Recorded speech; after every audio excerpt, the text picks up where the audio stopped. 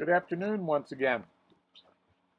Hopefully your studying and reading is going fine, and we'll try to keep you at least up to date with a little commentary on the chapters for week 3. They would be chapters 5, 6, and 7. We're talking about a view of ethics, or several views of ethics, one being called consequentialist. We're familiar with the word consequences. And what that means, we're accustomed to the fact that actions or words have consequences. It's kind of like our notion of karma. Whatever you say will come back to you in one way or another. There is non-consequentialist ethics, which doesn't mean there are no consequences, but what it means is that the consequences are not the main consideration. And then there is something called virtue ethics. We're familiar with virtues.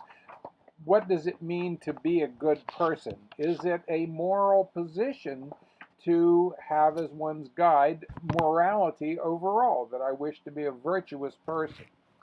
Let's go back to consequentialist ethics.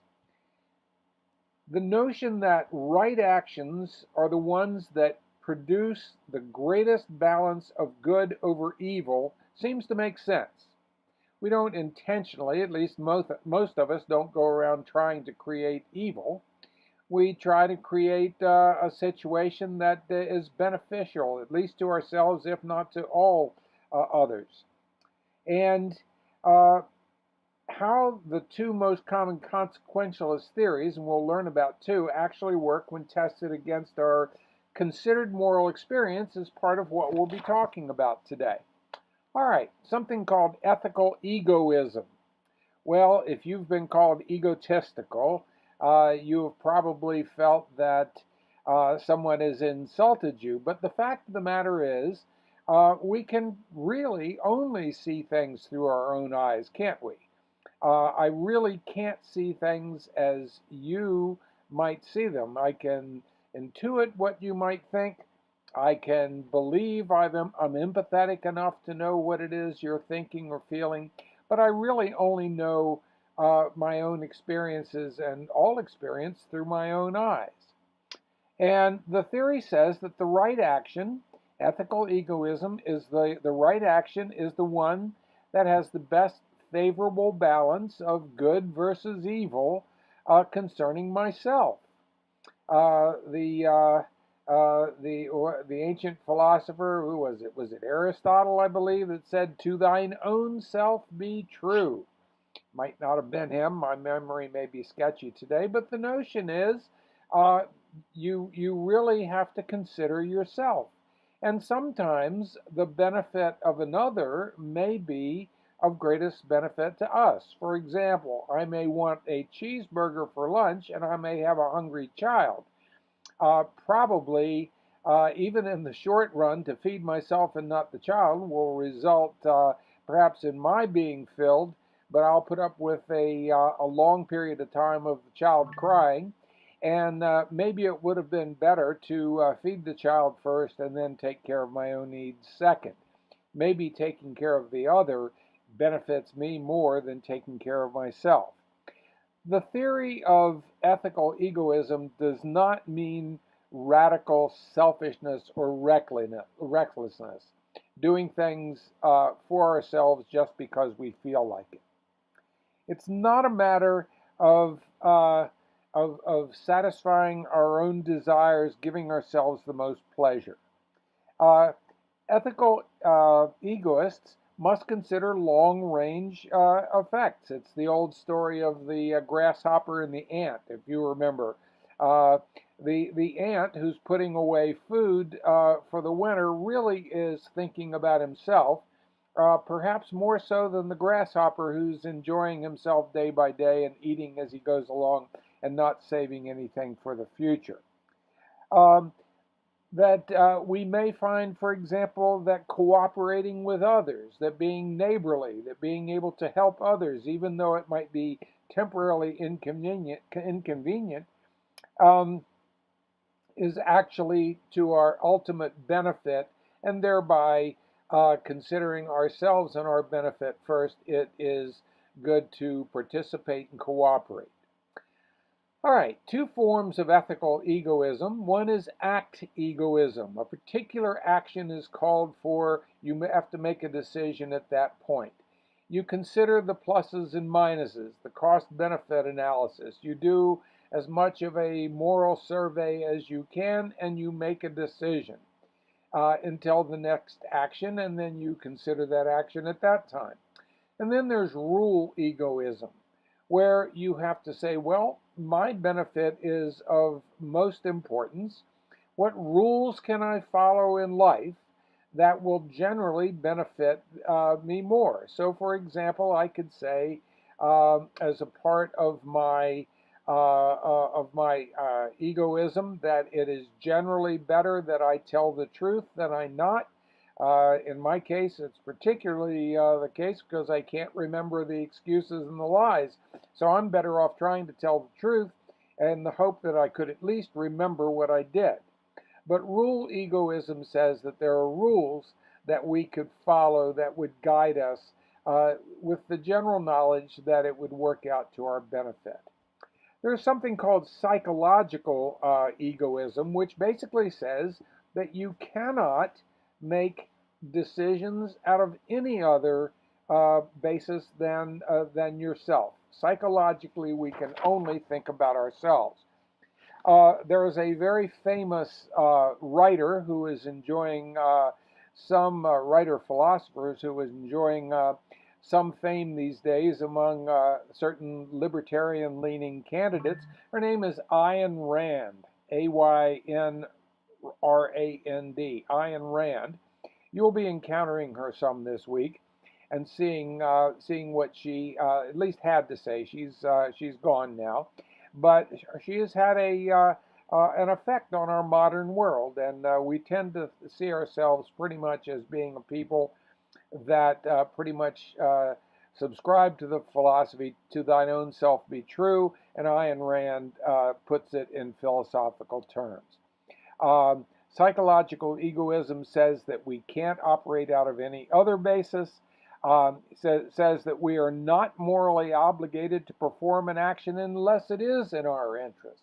So unless we've determined that it is in our interest, we have no obligation to perform them or perform that act, and therefore we are morally obligated only to do that which benefits us. And again, that is a very broad definition. And looking back on your own experience, does your experience show that your actions or our actions have been based on self-experience? Be honest with yourself. Do we, in fact, perform selfless acts to achieve satisfaction? There are some things, for example, a fireman running into a burning building to save people, perhaps at the cost to his own life. Well, I'm not sure how you would look at that as being an act of ethical egoism, though he may well decide, or she may well decide, that she could not live with herself or himself without performing such a heroic deed. So maybe in the long run it is consistent with egoism. Evaluating ethical egoism. Is it consistent with our considered moral judgments? A major criticism of ethical egoism is that it is not consistent. But if we look at our moral judgments in the past, look at our history, it may well be. Is it possible that robbing and murdering somebody could be in the perpetrator's best interest, yet conflict with common morals or moral common sense? So, for example, could you say that murder is wrong and maybe have a sort of a general rule about that, but then come upon a circumstance where it might be considered right? You might need to murder someone in order to save another's life, or in order to save your life, and then it wouldn't be necessarily murder, but we may find that circumstances might present themselves where an action in our overall best interest is performed, um, even though it might be morally against our underpinnings. Okay. Um, Ethical egoism should be consistent with our experience. It should be useful in problem solving. Do we run across issues in life um, where we have to solve problems? And is ethical egoism a tool for solving those problems? And we ourselves can judge that, I suppose. Um, but our judgment regarding the practicality of ethical egoism is it consistent? Does it allow us usefulness in solving problems? Again, some will find that it is and does, and some will find the opposite.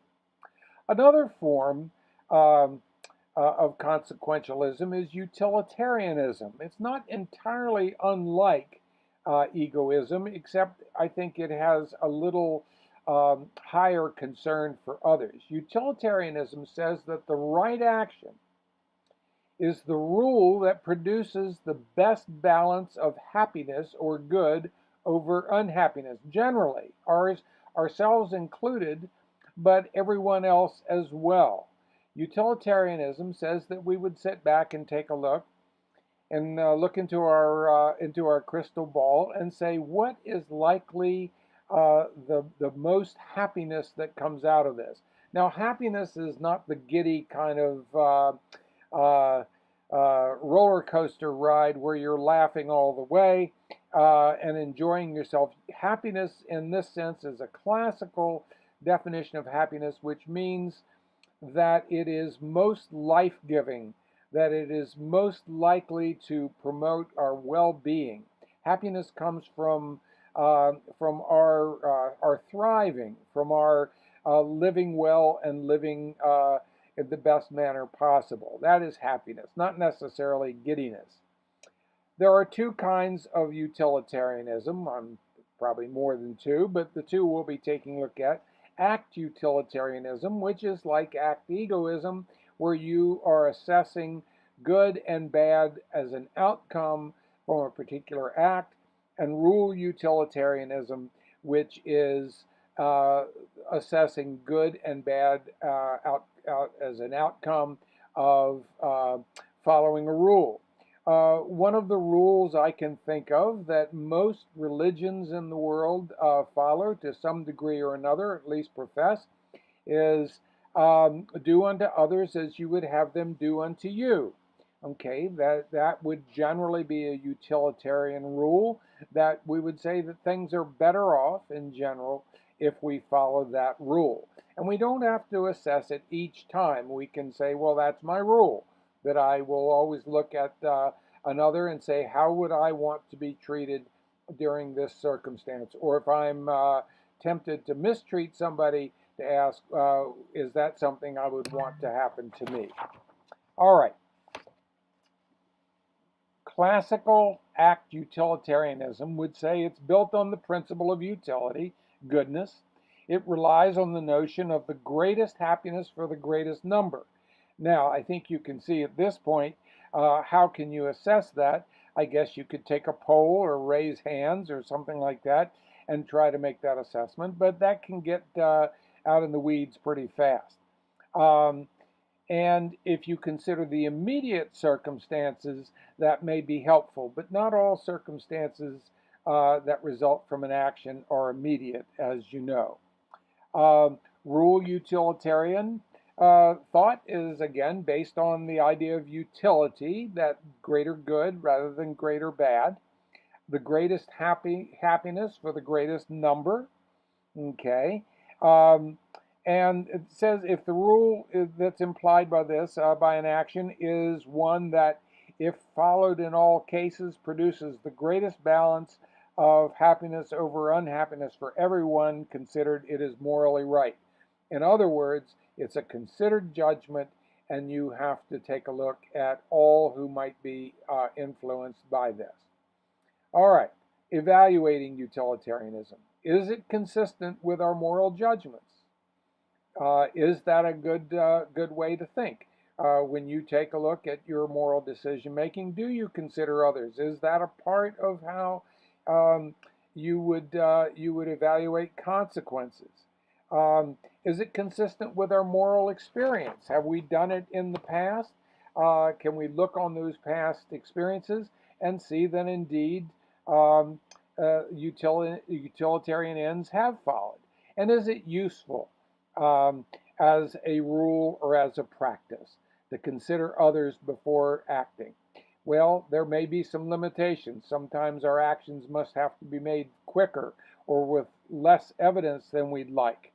And one of the problems of utilitarianism is that there is no rest, that we're continually having to ask ourselves and reassess, that it's a very uh, attention intensive sort of thinking. And yet it has guided the principles of law and government for a number of centuries now. And I think all of us, to some degree, see ourselves as practical utilitarians. So, uh, so consequentialism is a way of thinking about moral philosophy that says the ends must be considered uh, as well as the means, and that the means of decision making always consider the ends. Thank you.